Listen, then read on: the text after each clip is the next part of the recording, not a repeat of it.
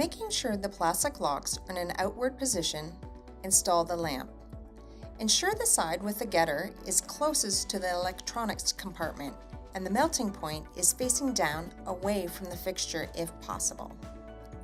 Slide lamp holder locks towards the lamp to secure it in place. Ensure that the sliding mechanism has fully closed against the stop to avoid a loose connection which can cause arcing. Remember the getter looks like a gray circle and a silver square. And always wear cotton gloves when handling double-ended lamps.